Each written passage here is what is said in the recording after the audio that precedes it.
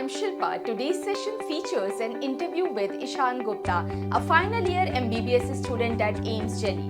Today we will discuss his life as an MBBS student at AIIMS Delhi. This video will also assist you in understanding AIIMS Delhi MBBS student life, facilities detail at campus and hostel, cultural fest, clubs and societies, academic difficulties in the classroom, environment competitive or exaggerated, student-faculty interaction, fees and scholarships, old AIIMS versus new AIIMS versus state colleges, MBBS in India versus MBBS abroad. How difficult is it to study medicine after the 12th grade? Obviously, it's a hectic schedule, and we have, so in the first year, we'll have lectures and practical sessions. These are all boxed up from 9 to 5. In the second year, you'll start having clinical exposures in the form of ward postings and OPD postings. So integrated into that, you'll have lectures. So that's also 8 to 5. And sometimes you have certain postings in which you have evening classes as well. So a lot of that goes on, and in between you also find time for yourself, you socialize, you find time for sports, all of that. So our hostel complex is quite integrated in the sense that we have a ground in quite close approximation. We also have a swimming pool and an entire gym with all these sports facilities, and these are quite close by, nearby. And in addition to that, we'll have all the facilities, for example, the general store, even the coffee shops and everything in quite proximity. So you basically need to, you need not go outside for anything you need. It's quite approachable in terms of to the South Extension market as well. So everything is quite nearby, and we have integrated life in this thing. Also, the privacy is maintained in the form that most of us will have single rooms. So integrated along with that, we have common rooms, and we have lots of integration. So we have you have a lot of opportunities for social interaction, and lots of facilities are available at very short distances, very convenient. This thing, and lots of facilities are even available 24/7. So the coffee shop is available 24/7. Almost every month we have some festival, and the best part about AIIMS is that irrespective of the individual religions, we celebrate all festivals with equivalent fervor. So the involvement from all sides is the best part of the student life at AIIMS. So we involve everyone who wishes to be a part of each and every festival. So there'll be a WhatsApp group a few weeks before each and every festival is coming out, and those who wish to work will join, and then they can obviously come up with different ideas. You'll form smaller groups, and everyone gets to participate as per their competency, as per the involvement they want to show. So it's actually quite integrative, quite involving, and it is the kind of thing that everyone will like to involve in. But it is kind of a de-stressor for most of us. So even if you have been busy throughout the day, something outside of the 9 to 5 thing, which obviously involves me, gives me a chance to socialize as well, will be an opportunity for most of us to interact and everything. So that's the thing you basically tend to enjoy. So even if it might be strenuous on the part of the individual, but the best part about this is that you get to de-stress, you get to interact with peers, you get to learn about managing, organizing events. So the best part about our curriculum is it tries to teach you an integrated form of medicine starting from the first year only. So in our physiology classes, we used to have separate case-based learning sessions, and they were curated very nicely in the form of clinical integration. Obviously, we didn't have that much of clinical understanding at that time, but they definitely tried to give us an outlook towards that kind of thought. And plus the physiology experiments. So our physiology lab is we used to have entire Monday for physiology experiments. So first lectures in the morning, and then a forenoon and afternoon session of experiments. So you have like extensive hematology, neuromuscular physiology experiments, and try to involve in all kinds of aspects. So that is something which is quite engrossing and actually helps you see the physiology to a live this thing. So that actually creates more interest in the form of just rote learning, or maybe just memorizing the flow charts, maybe even understanding the flow charts of physiology. But actually what goes into the actual working of the human body, that actually gives a lot of insight into what actually happens. And we are actually extensively taught physiology in the form of practical sessions, and we do lots of hands-on experiments ourselves also. So it's quite engaging. So when we are analyzed on a 50-50 score for theory and practical, so the proportion is balanced in that way. So the sessions are also tried to be balanced that way. Obviously, the theory part can be sometimes more extensive, so it is adjusted accordingly in the curriculum. But the concept is that practicals and the practical learning is equally important. So that is why in MBBS, so at senior secondary level you'll have 30% practicals, but at MBBS the practicals weightage is 50%. So 50% for theory and 50% for practicals. So that highlights why practicals are important. Like I feel in general we try to create a healthy environment, and most of us, like after we join MBBS, so that is you have a new starting point after that. So after you've joined MBBS, you actually don't have that kind of initial rank or anything, and over time, even if it's not in the first year, because you tend to carry on that competitive and each scores and sort of thing, but over time your understanding and how well you're able to get to what you're learning, that matters more, and people actually don't care about what you score. You yourself will not care about what you score.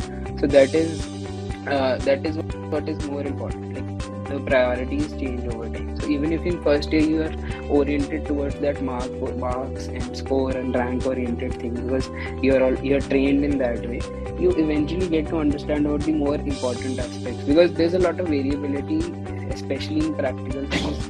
The faculty who's taking your Viva will obviously mark you in a certain way. There will be different people scoring, different faculty scoring different students. So there will be an inter-student variation in that. So you can't actually go running after marks. So you actually, after second or third year, you actually realize that understanding the concepts, knowing the basic things is more important. Most of the faculty are very humble, very approachable, and like the involvement in terms of, like, you will always fear approaching them, but I have seen even the heads of the department and I have gone and met them, and it's like whenever an MBBS student goes and meets, so it's like they also kind of go into a nostalgic feeling. So they always welcome you. They'll be very humble, and they'll be, if you have to learn something for them, so they'll always be involved in it, and they'll always be eager to teach you.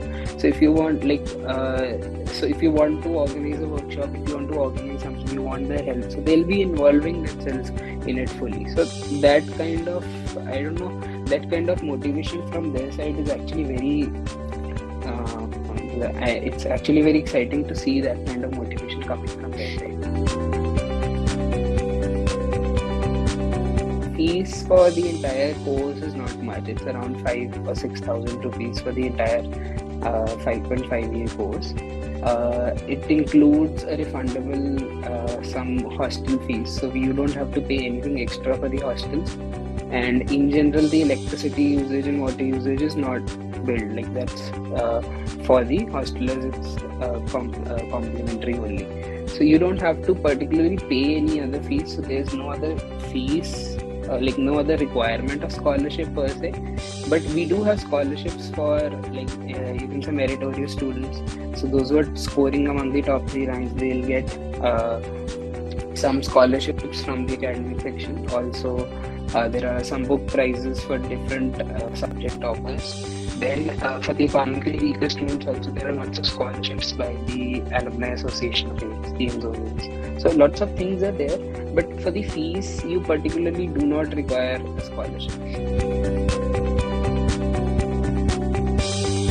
Understood from my experience over time that obviously you can't beat AIIMS Delhi because of the kind of people you get in, right? So other colleges who are coming up, which are newer built, might have a better infrastructure with the kind of equipment you have, the kind of faculty, teaching residents, and the students, the kind of crowd you have, that you can't match, right? So that thing I have felt that over time. So as these AIIMS were started around 10 years ago, so now the AIIMS which were started in 2012, 2013, those 6 AIIMS have been able to catch up in that, because lots of our senior residents have also gone and they have become faculty in peripheral AIIMS. So that's because it's a central institute. So even if you are in let's say a different state, still you're affiliated with a central government institute. So that is one of the flavors of being associated with the peripheral AIIMS. Second, the infrastructure is quite robust, it's new, and there's lots of funding which will come, which is already coming, which will also come in the upcoming times for various equipments and various facilities. So like at this time, maybe 1 or 2 top state colleges, so that number can vary from state to state, but the top state colleges might be better than the peripheral AIIMS. But over time, because of the central government direct intervention and the funding, so they'll eventually catch up and maybe even go better. So that's like AIIMS Bhopal, AIIMS Bhubaneswar, they're actually doing brilliant in every field. So in terms of patient services also, they are doing good research. Their UG students are also doing well. So they are catching up because they have established in 10 years, and it's been 10 years since they have been established. So AIIMS Delhi took 60 years to accomplish that, but because of changing times and the advent of technology, you can expect a shorter lag time for building such institutes of national importance. So that's the thing.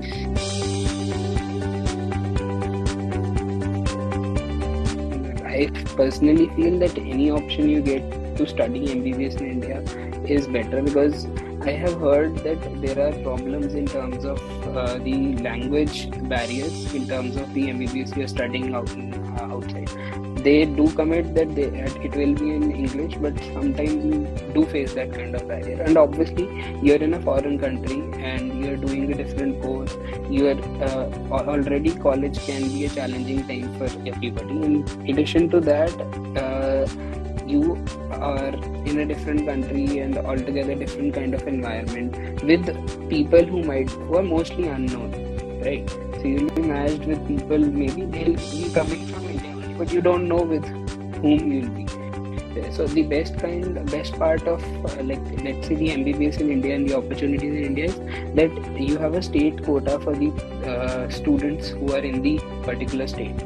So there's a higher probability that if you go to your state college, you'll have people who are known to you, or you'll have a good group which you can form easily. Even if you're going to a different college, you can easily gel up, and you'll have lots of opportunities in terms of the cities you are residing in. So it is easier for you to adjust, and it's easier for you to travel back home also. And there's another thing, that you have a lesser step in terms of when you're becoming a doctor. So if you're going for MBBS abroad, you have to clear the FMGE after your MBBS to get certified to practice in India. So if you pass MBBS in India, you don't need that. So those are the problems I feel in MBBS abroad. So I feel any opportunity at MBBS in India is definitely so. Actually, it's a transition, and it's a smooth transition, for the reason being that whatever concepts you build at your senior secondary level, they'll be quite relevant for the biochemistry and physiology study in your first year. So from that, as you transition to second year and onwards, you actually learn about, go into more of medical and less of the basic science stuff, and it's a good transition. So if you're able to understand, you did well in your 11th, 12th, you study physiology and biochemistry, you'll be able to excel in that. And then you, from the second year, you go into the alterations of that, you study pathology, and then you transition into medicine and learn about managing patients. So it's a continuum, but yeah, definitely the curriculum is designed in a way that if you are sincere, you'll actually be able to easily do it. Obviously, it's a lengthy thing and it's not easy, but yeah, it is designed in a very beautiful way that you are able to go through all the competencies in a smooth.